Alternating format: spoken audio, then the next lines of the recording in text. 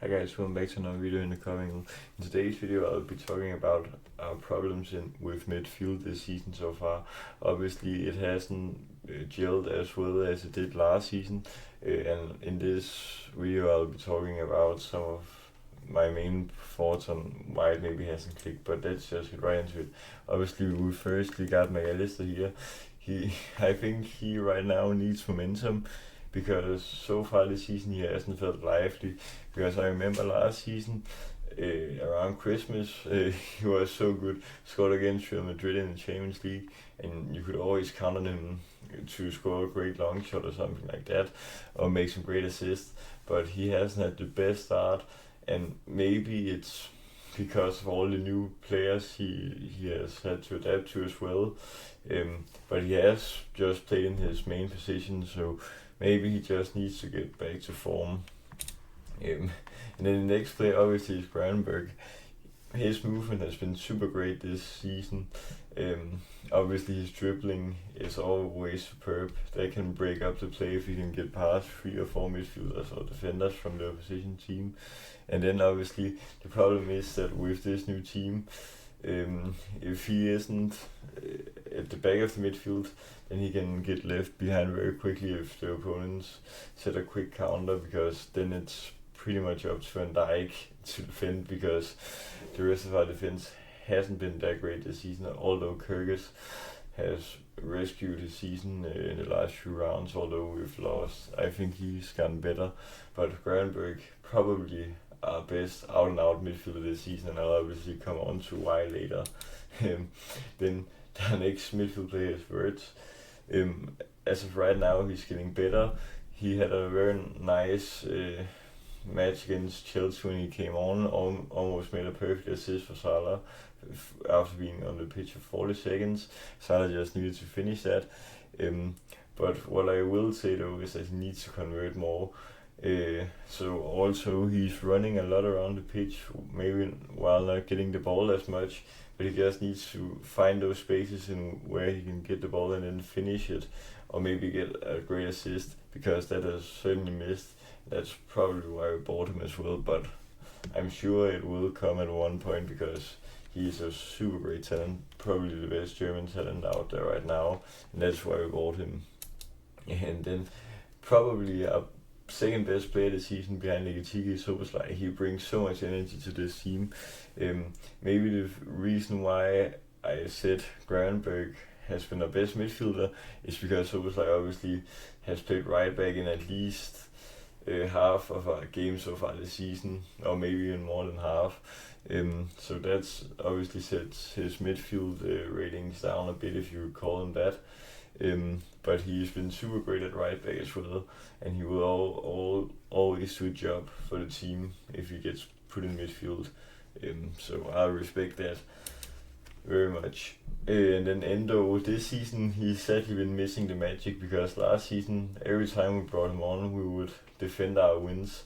Now Arne Slot brought him on with 5 minutes to go against Chelsea.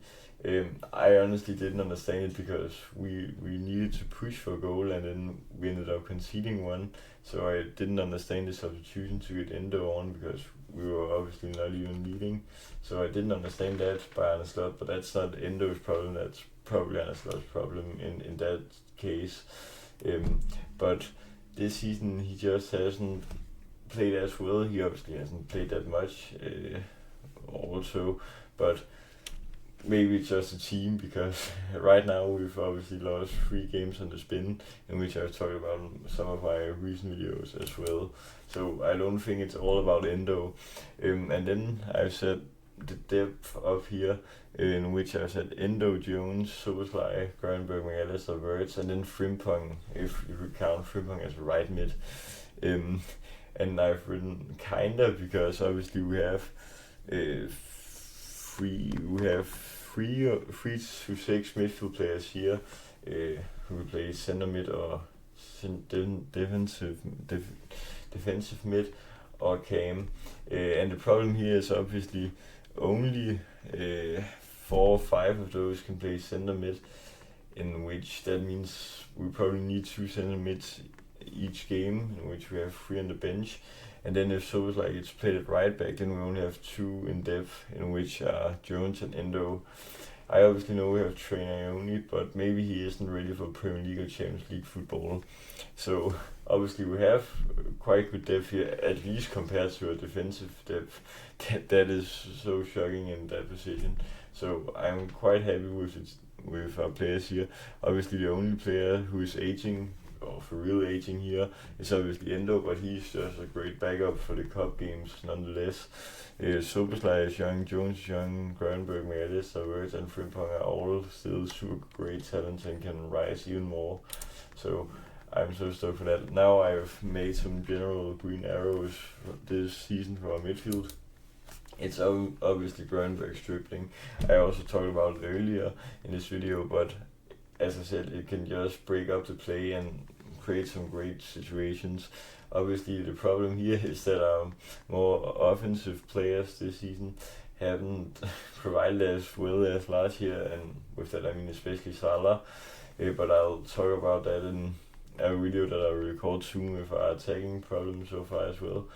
But yeah, obviously Grönberg, he's so great. Obviously he has this dribbling ability, but also can make some great passes after a great dribble. So that's a great attribute. And then another great attribute is obviously Soboslai's flexibility.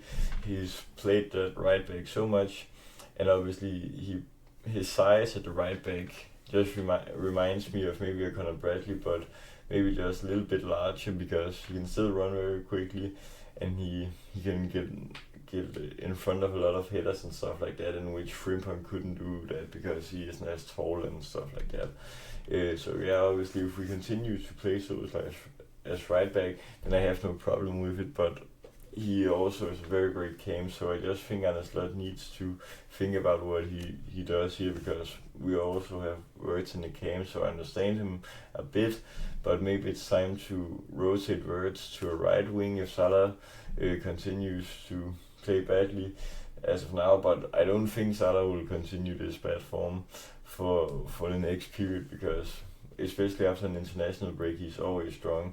So I think Salah will get back on a scoring streak, in which maybe Soboslai just continues as right back, and which that wouldn't be bad either.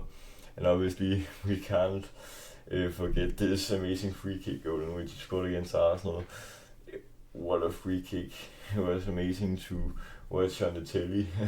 Very great. Obviously also played very well at right back in that game, considering it was against Arsenal, probably the second best team in the league, or maybe best right now as of our form. But compared to last season, they obviously finished number 2, Arsenal. And then now I've made some overall bad points from midfield this season. And it's Wirtz's decision making. Obviously he played quite well against Chelsea, as I said, but overall he just doesn't know when to shoot and stuff like that. I remember in Isak's debut, or at least in the match in which he scored against Southampton, then Wirtz simply they ran into each other a few times, and maybe that's up to Wirtz, or maybe it was Isak's fault, but nonetheless they need to fix it, because that was some quite good chances that they missed to finish off in that situation. And then obviously McAllister's dip in form is probably one of our biggest problems this season so far, because he was simply so great last season, and obviously maybe it's because of new players, because I don't understand it. Also now that some of our South Americans have departed the club, Luis Diaz and Darwin Núñez, but he just needs to come back, because obviously even before he joined Liverpool he won the World Cup with Argentina and even assisted in the final, in which was a massive achievement. I still can't believe we only paid 35 million pounds for him. That was a crazy deal. And then obviously another bad thing is a bad press for the 2-1 Chelsea goal, and it's not only this goal, I just couldn't find more examples as of now, because I can't remember exact examples, but obviously this goal here, we have probably 3 or 4 midfielders, 5 midfielders here around the box, from Wirtz to Endo, and they just all stand here. And then the Chelsea player just gets through here and then crosses it to Cucurella and then gets through to Estevao. It was him that crossed it, I don't remember. But at least they get through here and then cross it to Estevao, in which all these players here could have pressed higher. But I guess you can always say if and buts. But I guess, but we just need to know when to press, because we were chasing that goal as well, but this was just so bad.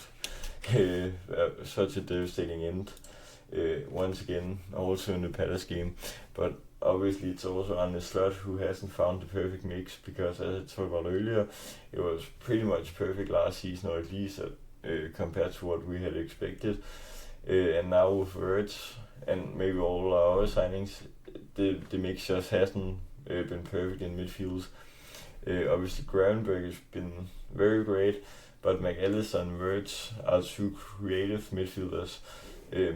Are missing all their talents right now, but I'm sure it will come eventually. And Szoboszlai is playing right back, so we can't have him in that equation as of now. But maybe it was time to rotate Szoboszlai up on Cam again, but I guess we'll see what Arne Slot finds out, because now it's obviously the international break, so there is time to think of new ideas. Then how to fix, then obviously maybe play our players at their natural positions, and this lineup is just a blueprint, so that means obviously we will play Szoboszlai right back, and then play Wirtz at a Cam here where Szoboszlai is, and then have Isak or Etiga up front. That would probably be what I do, but we certainly need to play all our players at probably natural positions. The only player that I'd rotate to an extent would probably be Szoboszlai, because I don't know if Wirtz is the player to play either striker or one of the wings, maybe left or right wing for Wirtz. We could experiment, but one of the problems against Chelsea and Palace as well is that Arne Slot just rotated a lot of players and made a lot of substitutions, in which we maybe didn't need in all them situations. But yes, that was all for today, guys. I hope you enjoyed the video. Remember to like, subscribe, and share with our little fans. Till next time, peace.